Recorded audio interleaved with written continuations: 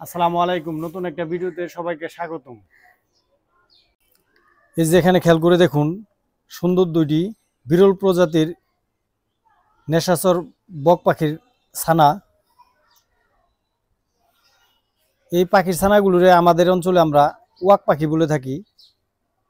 এগুলি মূলত রাতের বেলা ওরা শিকারে বের হয়। এরা ছোট ছোট মাছ, বিভিন্ন পানির পোকামাকড় খেয়ে থাকে। আমাদের গাজীপুর জেলাটা ইন্ডাস্ট্রিয়াল এলাকা হওয়ার কারণে এই জেলায় বাংলাদেশের বিভিন্ন জেলার মানুষ চাকরির কারণে বসবাস করে। আমার পাশের বাড়ির এক ভাই, ওনার বাড়ি উত্তরবঙ্গ দিনাজপুর জেলায়। উনি ঈদের মধ্যে দেশের বাড়িতে বেড়াতে গিয়েছিল। আসার সময় ভাটজারে থেকে ওনার এক আত্মীয় এই পাখির বাচ্চা দুইটা পেরেছিল, কিন্তু ওনার নিজের শিশু বাচ্চা নাসুরবান্দা এই পাখির বাচ্চা ছাড়া ঢাকা আসবে না। পরবর্তীতে এই পাখির বাচ্চা ঢাকা নিয়ে আসছে। আনার পর তো সে আর পালতে পারে না, এগুলির তো আর ধান খুদ খাওয়াইলে কাজ হবে না। পরবর্তীতে আমার এক বন্ধু আমাকে ফোন দিয়ে জানালো ব্যাপারটা, বলল দুইটা বগের বাচ্চা আছে, আপনি একটু দেখে যান। পরে যাওয়ার পর দেখি আসলে এগুলি তো বগের বাচ্চা না, কারণ বগের বাচ্চার সিজন আরও 1 থেকে 1.5 মাস পরে আসবে। বগের বাচ্চা মূলত বাংলা মাসের আষাঢ় মাসের আগে পরে হয়ে থাকে। তারপরে আমি যাই দেখি আসলে এই বাচ্চাগুলি ওয়াক পাখির বাচ্চা।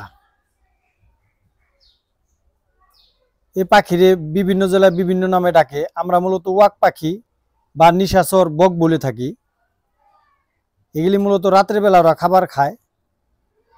আপনারা খেয়াল করে দেখবেন, সন্ধ্যার পরে ওয়াক ওয়াক শব্দ করে এরা ঝাঁকে ঝাঁকে উড়ে যায়। তার পরবর্তীতে আমি তার বাচ্চাকে অল্প কিছু টাকা দিয়ে এই পাখির বাচ্চা দুটো নিয়ে আসি। রাত 10টা বাজে। আনার পর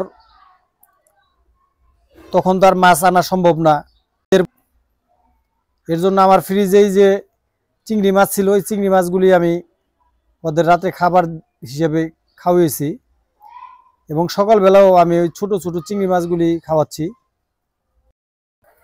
এই পাখিগুলিরে কি খাওয়াবো, আপনাদের যদি কারো জানা থাকে এই পাখি সম্বন্ধে, তাহলে অবশ্যই আমার কমেন্টে অথবা ফোন করে পরামর্শ দেওয়ার চেষ্টা করবেন।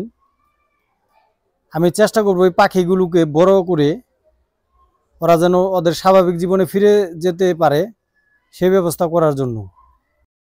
এটা কি পাখির বাচ্চা বাবা? কি পাখির বাচ্চা? বগ না, ওয়াক। এটা কি, এটা কি পালবা তুমি? ভয় পাও না? এটা ঠুকুর দেয় কিন্তু। এটা ভালো লাগে? এটা তো বন্য পাখি, এটা পালা যাবে না। এটা বড় করে আমরা ছেড়ে দিব। কেন ছাড়বে না? শিকারি বানাইবে না? এটা হলো আমার ছোট ছেলে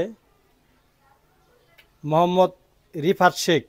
তুমি কোন ক্লাসে পড়ো বাবা? ক্লাস 5-এ। তোমারে আমি কবুতর বাজ বানামু। কবুতর বাজ, কবুতর পালবা? কবুতর পালবা না? সারা জীবন আমি কবুতর পাললাম, তুমি কবুতর পালবা না? পাখি পালবা?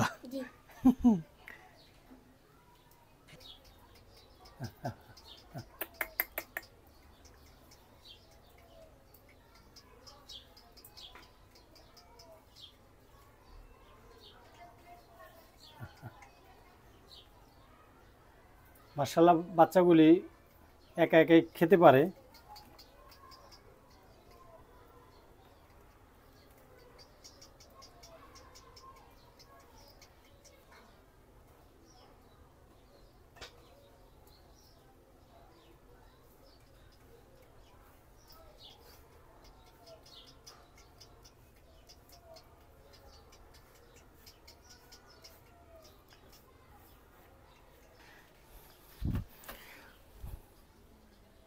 অনেকদিন যাবত আমাদের ঘুঘু পাখির দুইটার আপডেট দেওয়া হয় না।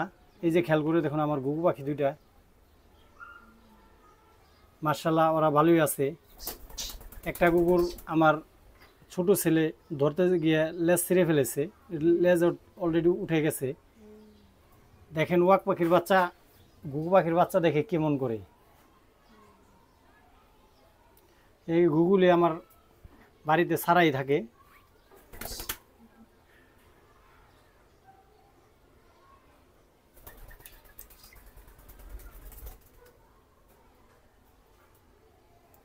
আসলে দুঃখের বিষয় আমার এই দুইটা ঘুঘুই মর্দা। ওদের জন্য আমি একটা মাইকা ঘুঘু আনছিলাম, ওই ঘুঘুটা ছেড়ে দিয়েছিলাম, ওইটা চলে গেছে। এর জন্য ওদের জন্য আপাতত আর কোনো মাইকা ঘুঘু আনবো না, এমনি থাক। ওরা খুব সুন্দর ডাকে, বিশেষ করে ভোর 4টা থেকে 6টা 7টা পর্যন্ত ওরা খুব সুন্দর করে ডাকাডাকি করে, এটা অনেক ভালো লাগে। তো ওরা আমার কাছে থাক, পরবর্তীতে হয়তো জোড়া এনে দিব ওর জন্য।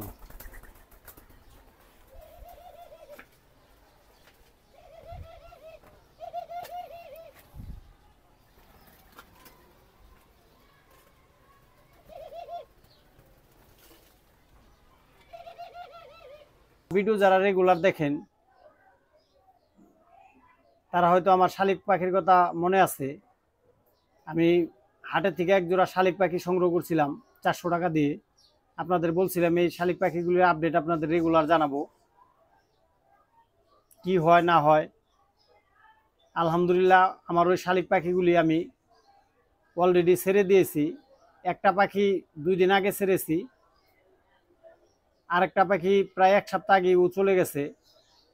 আমি আগেই বলেছিলাম ওদের চেষ্টা করব স্বাভাবিক জীবনে ফিরানোর জন্য, ওরা যদি যেতে পারে যাবে, আর না হলে আমার কাছে থেকে যাবে। কিন্তু 2টা পাখি চলে গেছে। আপনাদের অনেককে আমি অনুরোধ করছিলাম এই শালিক পাখির কি খাওয়াবো আমারে, আপনারা পরামর্শ দিন। অনেক ভাই কমেন্ট করছেন, কয়েক ভাই ফোন করে জানাইছেন আপনারা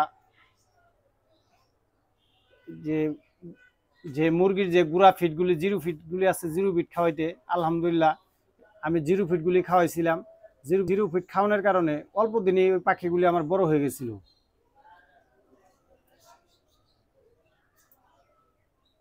আমি এই পাখিগুলির ব্যাপারে আপনাদের কাছে পরামর্শ চাই, এই ওয়াক পাখির বাচ্চাগুলির কি খাওয়াবো। তবে আমার জানা মতে আমি যেটুকু জানি এগুলি মূলত মাছ, ব্যাঙের বাচ্চা এইসব জিনিসই খেয়ে থাকে। তারপর যদি আপনাদের আমার থেকে ভালো ধারণা থাকে অবশ্যই কমেন্টে জানাবেন ওদের কি খাওয়ালে দ্রুত বড় হবে এবং ভালো হবে। এগুলিরও চেষ্টা করব আমি, ওরা যদি যেতে পারে বড় করার পর ওদেরও ছেড়ে দিব। আমার পুরান ভিডিও যারা দেখেছেন নিশ্চয়ই শালিক পাখির বাচ্চার কথা মনে আছে। আমি যে হাটে থেকে 400 টাকাতে সংগ্রহ করেছিলাম, অলরেডি ওই শালিক পাখিগুলি আমি ছেড়ে দিয়েছি, ওরা ওদের স্বাভাবিক জীবনে ফিরে গেছে। এই পাখির বাচ্চাগুলিরও আমি চেষ্টা করব যদি বড় করতে পারি ওদের স্বাভাবিক জীবনে ফিরে যেতে সাহায্য করব। আর যদি ওরা না যায় তাহলে আমার কাছে রেখে দিব। ওদের ভবিষ্যতে কি হবে সব কিছু আপনাদের আমি ভিডিওর মাধ্যমে জানিয়ে দিব। ভিডিওটি দেখার জন্য সবাইকে ধন্যবাদ। আসসালামু আলাইকুম।